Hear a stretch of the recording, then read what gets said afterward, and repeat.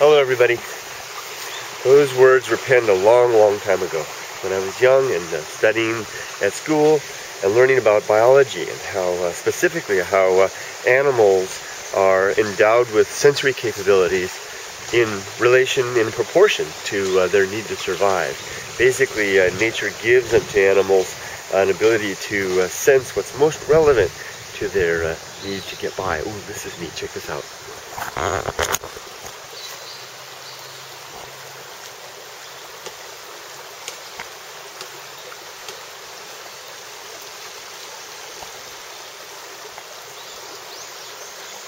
They're clearing the fields.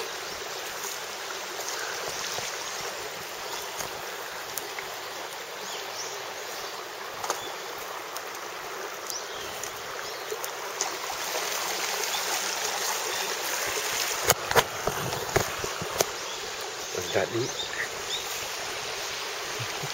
So, anyway, that's what happens when you go for a walk around the neighborhood in Japan. But what was I talking about?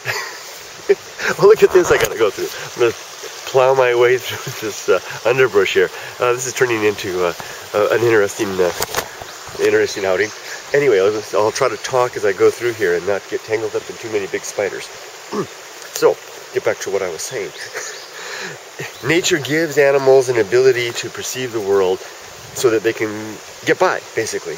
Think of the fox, the desert fox, with its enormous ears, able to hear the burrowing animals below the sand and pinpoint just where they are. Think of the hawk hovering high up in the sky with those keen hawk eyes, able to perceive just where the prey is down below and able to swoop down and get it. Animals are just all over the place, given examples of how they see just with as much as they need, usually at the expense of other senses. It seems to be that there's a limited budget of sensory capability, and animals, well, I know why that is. Nature abhors waste. What's not needed is quickly removed. We see that at every level, from the macro level of an individual animal, a large organism, down to the microscopic level of bacteria, or even just looking at cells themselves and genes. Genes tend to eliminate those genes which are no longer useful and functional. Well, I'm getting a little off track here, but what I'm trying to say is nature is very careful with its allocation of resources and gives us what we need to survive and what we need to get by. Humans are a little unique.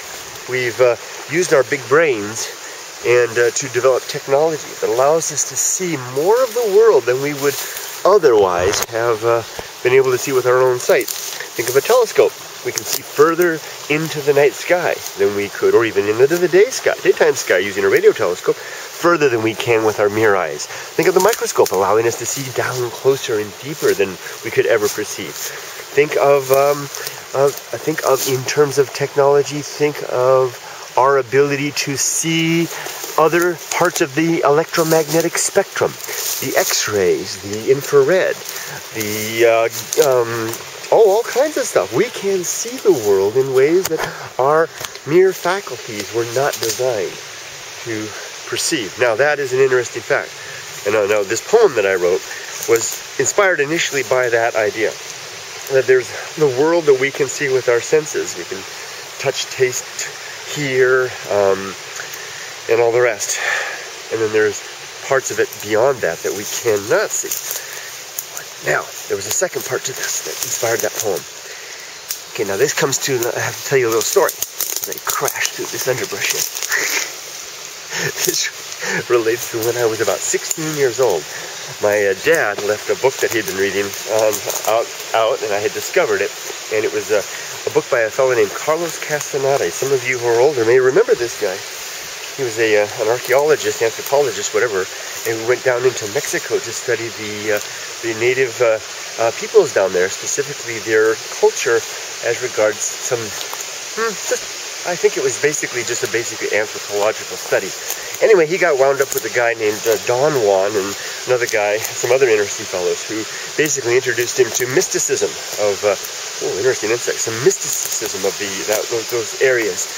And Don Juan and Carlos Castaneda went on to have some amazing experiences in terms of perceiving the world in ways that he couldn't have done otherwise. Now, some say that he was under the influence of drugs. Well, he actually describes peyote being used in the books. And some say that he just made it up. I don't know which is which. But there was one point in that series of books which had a big effect on me. Those books could have taken me one of two ways. Could have pushed the mind into thinking about very interesting things, or it could have pushed the mind into getting into some serious mysticism there and losing touch with reality. Fortunately, I didn't go down that route. It was tempting, though. But anyway, there was one point in those stories that really hit home to me. I mean, it was kind of a wow moment. Remember, I was only about 16 years old.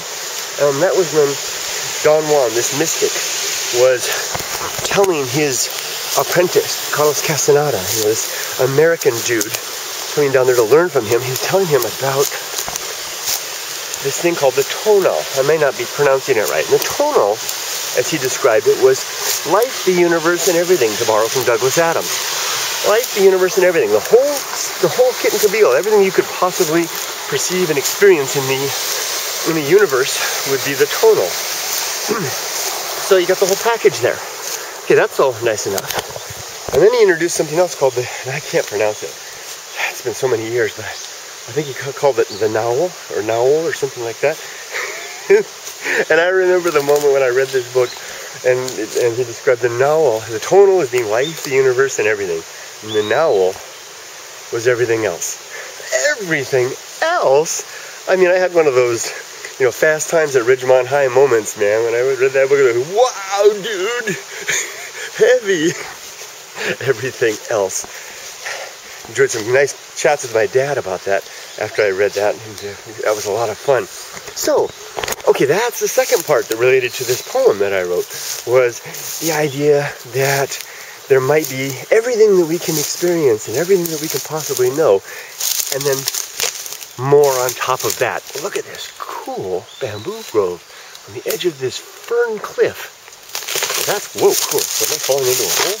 Ah, wow. My foot's stuck. So anyway, the tonal and the Nowl, and the conservative nature of nature itself, giving us only what we need in terms of sensibility, in terms of maybe sensibility as well, senses and sensibility, to survive. Okay, these two things laid the background for me. They gave me the idea that there's this scope that we can potentially perceive, and there's a scope that is available to perceive, and then there may be this distant something else that is beyond ignorance, beyond my ignorance. How can I possibly conceive of what could lie beyond, when that beyond may be something that is unreachable, unknowable, and touchable, the Nowl, the other. Now I've climbed out here into a distant woods, so to speak, and pushed myself out here, and I feel like I've done so mentally as well with this dialogue, or this monologue related to this simple poem. But the poem meant a lot to me at that time, and it still means a lot to me. I think that there is something to the idea that the world has more than we can perceive and more than we can know. And it's an intriguing thought to wonder what that might be. What lies beyond the edge of the universe? What lies beyond at the distance smaller than the smallest particle will ever know? What lies beyond any idea that we can possibly formulate using this brain? Or maybe we can create a supercomputer that can create some other formulation that is beyond that. But what could we possibly relate? How could we relate to it if nature has given us only a limited faculty to begin with? It's enough to make one dart off into mysticism, perhaps. Which I don't think I'll do. Instead, I think what I'll do is try and dart up there and try and see what's up there in that forest.